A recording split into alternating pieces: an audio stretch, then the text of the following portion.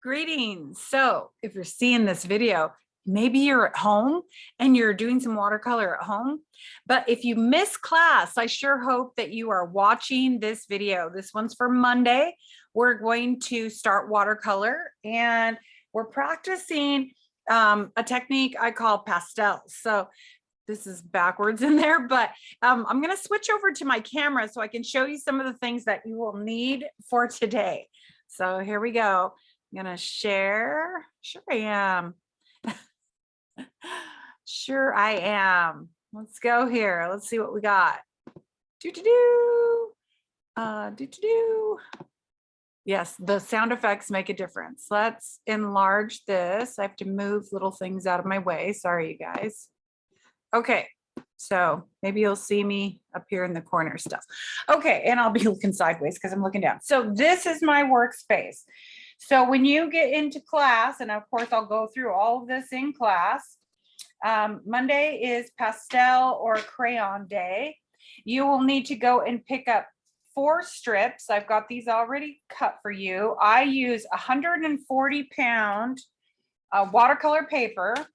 If you're at home, I will say if you're home all week, I guess do your best, but we are eventually going to be weaving these together.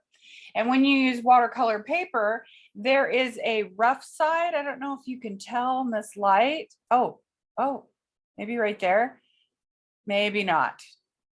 Okay, I thought maybe I'd get some light to shine on it. But you have a rough side and you have a smoother side. We want to paint on the rougher side. Okay, so 4 strips of paper. I'm gonna set this over here really quick. You want 2 water cups, and I usually have little black bowls in class, or I have yogurt containers, but you want 2. One is so you can rinse your brush, and one is clean water so that you can mix your paints. So I'm going to set these over here because the most important part is that you get some newspaper. So each person in your group is going to be responsible for helping set up your group table and putting things away at the end of class. So I always get newspaper and I put it down. And the reason we do this is because if you spill water or you make a mess, guess what? Less cleanup. So I always have a couple sheets. So I'll get rid of the extra here. And of course, I'm working on like a TV tray here at home. Okay, so here's my newspaper. I've got some oil pastels, and I'll have oil pastels in class for you, or you can use your crayons. You get to decide. Leaving that up to you. I forgot to get out a paint set, so let me grab what you guys will have. Your guys may look a little different with the packaging, but it's still Prang watercolors. That's what we use at school, Prang watercolors. And I want to show you something. This is what we use to mix our paints. And this right here, these little paint tubs, little paint pots, never, ever, ever have sitting water in them, okay? This is your paint, your pigment, and you're going to mix your colors in here. And of course, I just let mine dry, but at the end of class, you'll rinse yours out. So I probably should have got this ready earlier, but I didn't. So we're just gonna go with it, okay? So I've got my paints, I've got my paper. What is something that's really important? Really important is your brush. Now, I like to use a fluffy brush, and I've got lots of fluffy brushes for you to choose from. This one is an 8, but notice it's a little bit smaller than this one, and this one is a 6. So it doesn't really matter. Some brushes are different sizes, but you want a fluffy one that bends really easily and it's fluffy, because for today's assignment, we're just going to use fluffy. Okay, so always take a strip and make sure that you have the rough side up. This is the rough side, so I'm going to put this up and I'm going to put these to the side. I'm going to pick out a couple colors. I like to do some bright stuff. And of course, in the classroom, we'll be able to do a lot more. I'm going to pick an orange, and I want a nice bright yellow. So for my first strip, let's see. And I like to make a little sunshine, and just to show you, pastels are really cool with paint because the paint doesn't stick to the pastels. It's like oil and water. They don't mix. And so wherever you put pastels, using white is really cool. The paint won't stick to it. So I'm going to make me some little rays, maybe make these longer. And I'm just doing this real quick. You guys will get some more time in class to play around with this. And I could have come all the way out here to the end of the strip, but I didn't because we are in a quick fashion making a video. Okay, as I said, one is to clean, one is fresh water. So I always use the one closest to me, clean, because that'll be the one that I always go to first. Let's pretend my brush was dirty when I'm cleaning it. I'm gonna get me some clear water, and I always just drip a few drops in one of the trays. That's what they're there for, to mix. Okay, and I'm kind of brushing it off at the edge.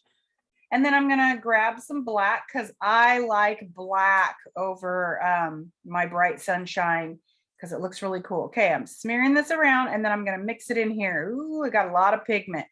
If yours turns out kind of gray, just get some more pigment. Again, don't let water stand in your little paint pots because then it gets sticky and gross and it doesn't dry well. And then the next kid gets the paints and they're like, Miss Leslie, this is gross. Yeah, we just, whenever you have watercolors, don't let the water sit. Okay. And then I'm going to go like this and brush over it with my fluffy brush. And this is actually called wet on dry because my paper's dry. So wet and dry technique. I'm going to grab some more pigment because it was getting a little dry, or some more paint. And I just love this technique. Okay, and you can go like this so you can get rid of the lines down here. You could add more pigment if you want, but that one's done. I'm going to set it to the side. Your goal is to get 4 strips done in a class period, because tomorrow we're going to do a different technique. Again, I'm going to rinse my brush really well, and I'm brushing it against the bottom of the cup or around the edges of the cup on the sides to clean out like this base part. And then I'm going to rinse it real good. Okay. When I'm done, I kind of shake it off and then I just squeeze it and it's nice. And I always lay brushes to the side to dry so that the glue in here, if you just set it in a container like this, the glue gets water in here and the glue stops working and it breaks down. And then you end up with a bunch of bristles coming out of your brushes. So that's one I got done. Should we do another really quick? Let's set this one aside and I'll have a place for you to set all your strips. Something I didn't mention, do yourself a favor first, write your name on the backs of the strip, because you're going to go and set them down, and that way you know which ones for sure are yours in case somebody's doing one that's like yours. Okay, this is the smooth side. Let me go ahead and just write my name first. Miss Leslie. And I like a date. You guys know I like a date. Today is 10/31. Yes, it is Halloween and I'm at home doing work. Okay, I'm going to flip it over. Let's see what else. Oh, I think it's fun to play with white, only because you can't really see what you do until the colors come through. So I'm going to do some hearts. Maybe I shouldn't tell you what I'm doing. That way it'll be a surprise. It'll be a surprise for you. And I'm just doing some basic stuff. You get to decide what kind of drawings you want to do. You could do flowers, you do little people, you could do just like Zentangle designs. You get to decide. But I'm doing this quickly because it's a tutorial. I love blues. I'm going to move these pastels, get me some clean water. I'm going to drip where I've had my blues, kind of brush off the water from the side of the brush. And then I'm just going to swirl in my paint pot. I won't have any standing water, just so you know. Ooh. And that doesn't look like very much blue. So I'm going to get back in here and do some more swirls. I like a nice deep blue.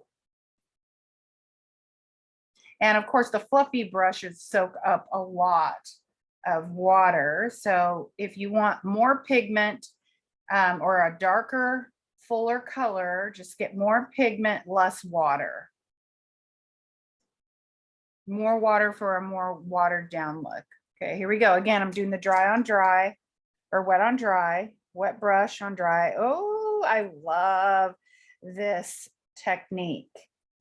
That is so cool. I could have surprised you guys and not told you what I was doing, but super cool. Again, we're going to end up weaving these and we'll get them laminated and hopefully we'll get all done and everyone will get one before you leave. Let's see. Okay. I'm going to leave it at that. And it doesn't look as cool on the camera. It looks even cooler in person. I love this technique. You can play around with colors too. You don't just have to use one blue. I tend to like to mix. So let me rinse off my brush. Remember, I'm brushing it against the bottom of the cup real quick. Get me some fresh water. I like to add a little green to that blue and get a bit of teal effect. Give me some teal colored paint. And let's see, let's give it a little effect. Just to play with color, you guys, and to give you some other ideas. You don't have to use just one color. Please play with mixing colors. Normally, I would have gone over color theory with you, but we'll do color theory after we paint our pinch pots. Or maybe we'll do it before we paint our pinch pots. And then because it was wet, I can run it. I can let it run.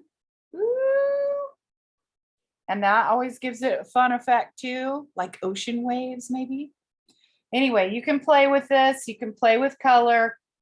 I really like this effect. You're going to make 4 strips on Monday, which is tomorrow. Okay, I'm going to stop this video, stop share, stop this video, and I'm going to make the next one for us. Okay, bye you guys.